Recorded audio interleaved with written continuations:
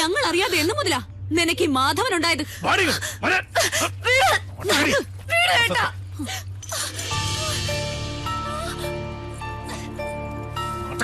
എന്റെ ഒരു ആരാധനാമൂർത്തി.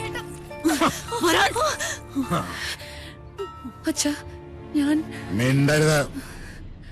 നീ ഏത് നമ്പൂരിയുടെ ഭാര്യയാകണമെന്ന് ഞാൻ തീരുമാനിച്ചിട്ടുണ്ട്. അതല്ലാതെ ഏത് കാമദേവൻ വന്ന് എന്റെ കാൽ കീഴി കിഴിവെച്ച് സാഷ്ടാംഗം പ്രണമിച്ചാലും വിട്ടുകൊടുക്കില്ല കുത്തൻ. ഈ ടീച്ചറിനെ തിരിച്ചു വരില്ല എന്ന് പറഞ്ഞേക്ക്. തടയാൻ ധൈര്യം ഉണ്ടെങ്കിൽ വരാൻ പറ. പട്ടാഴി മാധവനോട്. Hello sir.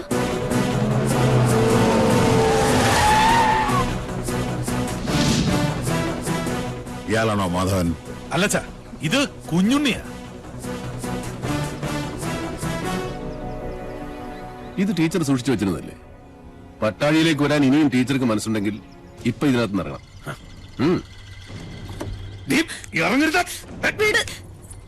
ധൈര്യമായിട്ട് വന്ന് കയറ്. കുഞ്ഞുണ്ണി കൊണ്ടുപോകും ടീച്ചറെ. ഒരുത്തനും നമ്മളെ തടയില്ല. നീ ഇവിടെ കൊണ്ടുപോകുന്നൊന്ന് കാണട്ടെ. ഈ കൂത്ത് നിന്റെ അമ്മയുടെ കൂത്തമ്പലത്തിൽ വെച്ചാൽ മതിട്ടോ മണിയും കൊട്ട പോത്തെ.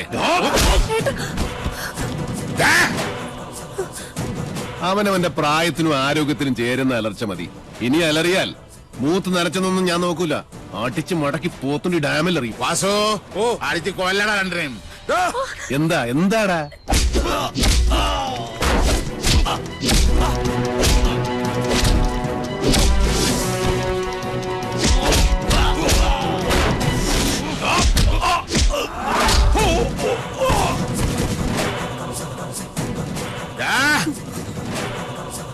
ജനിപ്പിച്ച തന്തയെ മോള് തള്ളി പറയണമെങ്കിൽ ഒന്നുകിൽ അച്ഛൻ അച്ഛനല്ലാതാവണം, അല്ലെങ്കിൽ മോൾ അത്രയ്ക്ക് ദുഷ്ടയാവും. ഇതിലേതാണെന്നുള്ളത് തെക്കോട്ട് തലവെക്കുന്നതിന് മുമ്പ് കാരണം ഒരു ആലോചിച്ച് തീരുമാനിക്കും. രുദ്രാക്ഷം കഴുത്തിലല്ല, മനസ്സിലാണ് വേണ്ടത്. കേട്ടോ മോണിയംകൂട്ടി രാവണം. ഒന്നുകിൽ ഇത് ഇവിടെ വെച്ച് അവസാനിപ്പിക്കണം, അല്ലെങ്കിൽ നമുക്ക് ഇവിടെ നിന്ന് തുടങ്ങാം. രണ്ടായാലും എനിക്ക് വിരോധമില്ല.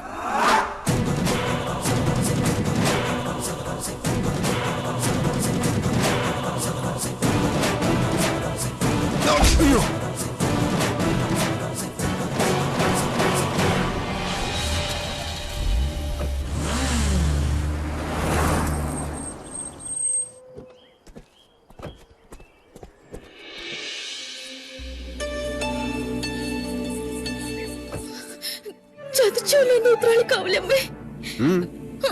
അതാരാ കുഞ്ഞുണ്ണിയുടെ കൂടെ? ഓ, മനസ്സിലാവണില്ല.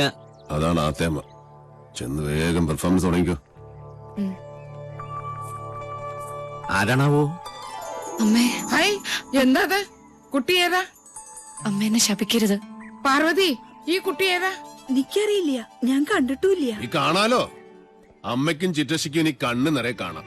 ഇത് മിത്ര നമ്പൂതിരി, നമ്മുടെ ഇവിടുത്തെ സംസ്കൃത കോളേജിലെ ടീച്ചറാ. പഠിച്ചത് ഇവിടെ തന്നെ. ആദ്യമേടെ അനുഗ്രഹം വാങ്ങിക്കാൻ വന്നതായിരിക്കും. നന്നായി വരൂ കേട്ടോ. ഏതാ ഇല്ലം? അത് മണിയാമ്പള്ളി. മണിയാമ്പള്ളി മണിയാമ്പള്ളി കേട്ടിട്ടില്ലേ? മണിയാമ്പള്ളി ഇല്ലം കേട്ടിട്ടില്ലേ? മണിയാമ്പള്ളി ഇല്ല. ഇപ്പൊ കേട്ടല്ലോ. ഇനി മനസ്സ് തുറന്നങ്ങോട്ട് അനുഗ്രഹിക്കുക. എന്നിട്ട് അമ്മയുടെ അരയിലിരിക്കുന്ന ആ താക്കോൽക്കൂട്ട് എടുത്ത് ടീച്ചറെ ഏൽപ്പിക്കുക. ഈ നിൽക്കുന്നതേ അമ്മയുടെ പുത്രവധുവാ. എന്താ? ബോംബ് പൊട്ടി. ഇനി മുതൽ ടീച്ചറാ ഇവിടുത്തെ ആത്തേമ്മ. ശിവ ശിവ, എന്തായി കാണുന്നത്? എടാ, എന്ത് തോന്നിയാസം കേട്ടാന്നായോ നിനക്ക്? കിരാവൻ ഇല്ലത്തിന്റെ അന്തസ് കെടുത്തിയില്ലോ നീ. ഞാൻ കിരാതനും കാട്ടാളിനും ഒക്കെയാ സമ്മതിച്ചു. പക്ഷേ ഇത് എന്റെ വധുവല്ല. പിന്നെ ഇത് അമ്മയുടെ മൂത്ത മകന്റെ വേളിയാ. പ്രൊഫസർ പട്ടാഴി മാധവൻ നമ്പൂതിരിയുടെ സഹധർമ്മിണി. എന്നാ ആർക്കൊന്നും മനസ്സിലായില്ലേ? ശിവ ശിവ ചോദിച്ചു നോക്കൂ. ഇവൻ പറയണതൊക്കെ നേരാ? അതെ. മാധവ, മാധവ, കേശവ. വൈകിപ്പോയി. ഇനി വിചാരണ വിളിച്ചോദ്യമൊന്നും വേണ്ട. വേണം. അവന്റെ മനസ്സറിയണോ എനിക്ക്? അറിഞ്ഞു. ദുരഭിമാനം വാതുറക്കില്ല, പക്ഷെ വാത്സല്യം മനസ്സ് തുറക്കും. കുഞ്ഞുണ്ണിക്ക് അത് കേൾക്കാം. അതേ കുഞ്ഞുണ്ണി കേൾക്കൂ. ഈശ്വര, പാർവതി ഒന്ന് കിടക്കണം. അയ്യോ, അയ്യോ, ആത്തേമ്മ. ഉത്തരം മുട്ടുമ്പോ അമ്മയ്ക്ക് സ്ഥിരമായിട്ടുണ്ടാകുന്ന ഒരു ബോധക്ഷയാ. അതിന് മരുന്നില്ല. ടീച്ചർ മുകളിലേക്ക് വെക്കുള്ളൂ. പാണിഗ്രഹണ മന്ത്രം ചൊല്ലി ഒരാൾ മാളികപ്പുറത്ത് കാത്തിരിപ്പുണ്ട്. കുറച്ച് ദിവസമായി. പിന്നെ ഈ സ്നേഹം എന്ന് പറയുന്നത് ഒരു അനുഭൂതിയാ, തരുന്നയാൾക്കും കിട്ടുന്നയാൾക്കും. അല്ലാതെ മനസ്സിന്റെ ഉള്ളറകളിൽ ബീജാക്ഷര മന്ത്രം പോലെ രഹസ്യമായിട്ട് സൂക്ഷിക്കാനുള്ളതല്ല. അനുജന്റെ ഉപദേശം ഞാനിക്കിഷ്ടാവില്ല. അതുകൊണ്ട് ടീച്ചറുടെ തലയുടെ മന്ത്രത്തിൽ ഇതൂടെ ചേർത്തൊന്ന് ഓതി കൊടുത്തു നോക്ക്. ചിലപ്പോ ഗുണമുണ്ടാവും.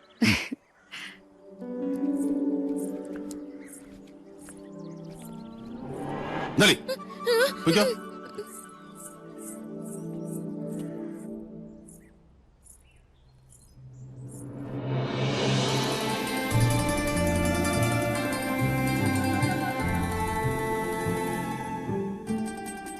കണ്ടുവല്ലേ, അഗ്നിയാകാനും ഹിമമാകാനും നിമിഷാർത്ഥം പോലും വേണ്ടാത്ത എന്റെ ഉണ്ണിയെ.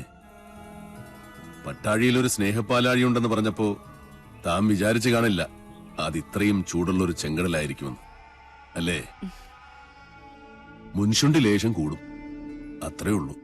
ഇങ്ങനൊരു അനിയനെ കിട്ടാൻ ഈ ഏട്ടൻ സുഹൃതം ചെയ്യണം. അനിയനോ? ജനനം കൊണ്ട് ഞാൻ മൂത്തതാണെന്നേ ഉള്ളൂ. കർമ്മം കൊണ്ട് അവനാ ഏട്ടൻ. പട്ടാഴിൽ എന്തിനും ഏതിനും കുഞ്ഞുണ്ണിയാ കേമൻ. അതെനിക്കിന്ന് മനസ്സിലായി. ഇത്രയും നാള് വിളിച്ച ദൈവങ്ങളോടല്ല, ഉണ്ണിയോടാ ഞാൻ നന്ദി പറയണ്ട്. എന്താ ഇത്? ഗുരുവായൂരപ്പന്റെ ശ്രീകോവിലിനുള്ളിൽ വെച്ച് 41 ദിവസം പൂജിച്ചെടുത്ത പട്ടുതാലിയ. ഇനി ഇതിനൊരു അവകാശം ഉണ്ടല്ലോ.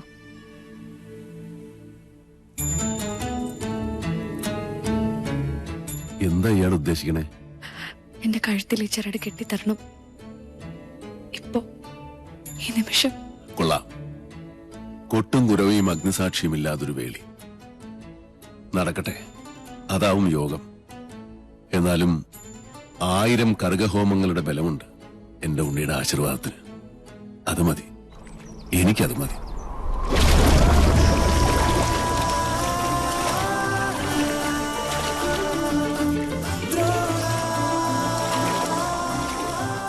ചെമ്പറയിലേക്ക് പോവാൻ തന്നെ തീരുമാനിച്ചോ? ഈ യാത്ര ഞാനായിട്ടല്ല, ഈശ്വരൻ നിശ്ചയിച്ചതാണ്. മാധവൻ പോയിരിക്കും. പടനിലത്തിന്റെ എതിർവശത്ത് നിന്റെ അച്ഛനും സഹോദരങ്ങളുമാണ്. നിനക്ക് കരയാം. ചെമ്പ്ര ഇനി ശ്മശാന ഭൂമിയാകാൻ അധികം കാലമില്ല. ഒരു താത്രിക്കും രക്ഷിക്കാൻ കഴിയില്ല ചെമ്പ്രയെ.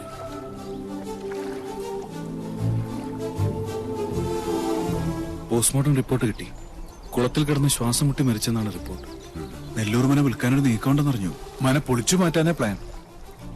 ഒരു ഗ്രഹം ഭൂമിക്ക് മുകളിൽ നിൽക്കണോ വേണ്ടോ എന്ന് തീരുമാനിക്കുന്നത് മനുഷ്യനല്ല. അതിന്റെ കണക്കും ഈശ്വരന്റെ കയ്യിലാണ്.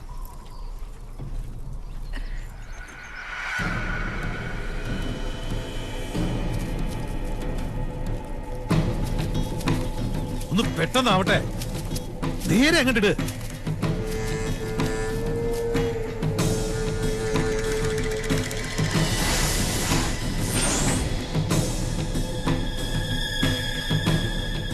ആ പടവ് വരെ അങ്ങോട്ടിട്ട്. ആ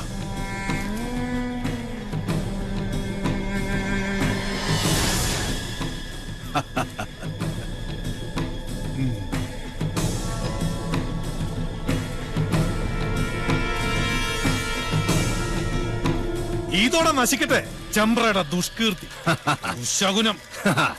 നിന്ന് കത്തട്ടെ. ദാ അസ്ഥിവാരം വരെ ചാമ്പലാവണം.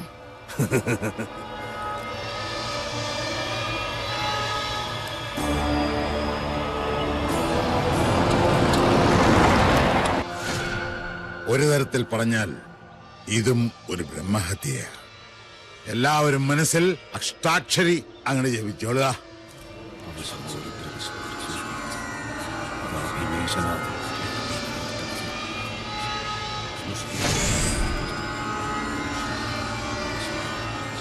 ഇനി ഒട്ടും അമാന്തം വേണ്ട, അതിനങ്ങിട്ട് അമർത്തുക.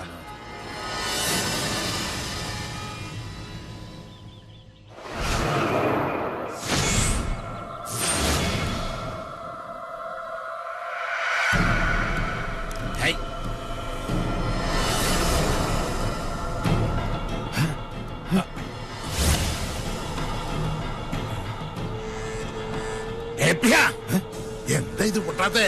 എന്താ എന്ത് പറ്റി നോക്കട്ടെ.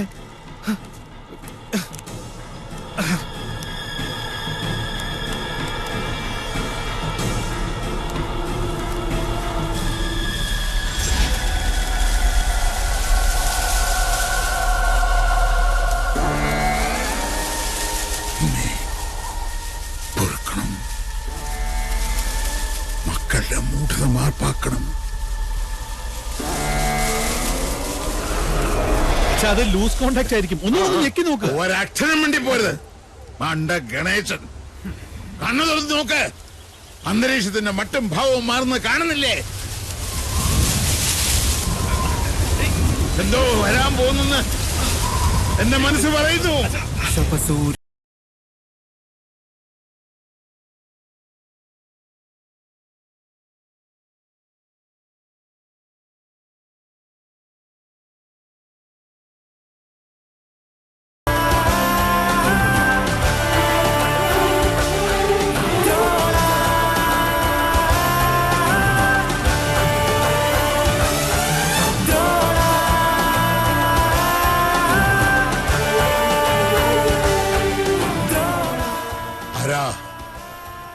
ഏതായി അവതാരം?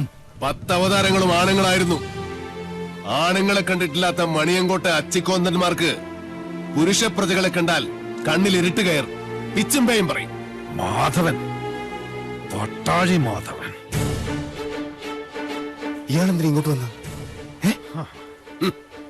അച്ഛനും മക്കളും വെച്ച പടക്കൊന്തേ പൊട്ടിയില്ലേ? രാവിലെ ഇല്ലത്തുനിന്ന് ഇറങ്ങുമ്പോ നെല്ലൂർമനെ കാറ്റത്ത് ധൂളിയാക്കി പറത്തിക്കളയാമെന്ന് വ്യാമോഹിച്ചു അല്ലേ? എനിക്ക് നെല്ലൂർമനെ ഇതുപോലെ കാണണമെന്ന് മോഹമുണ്ടെങ്കിൽ അത് തടയാൻ മാത്രം പോന്നവരല്ല മണിയങ്കോട്ട മണ്ണുണ്ണികൾ. മാധവൻ, പട്ടാഴി മാധവൻ, പട്ടാഴി മാധവൻ നമ്പൂതിരി. ഭഗവാന്റെ തിടമ്പ് പോലെ ചൈതന്യമുള്ള പട്ടാഴി മാധവൻ എന്തിനാ തിടുക്കപ്പെട്ടിപ്പ് ഇങ്ങോട്ട് വന്നത്? മന വാങ്ങാനോ അതോ കുഞ്ഞുണ്ണിയുടെ കൊലേറ കാണാൻ?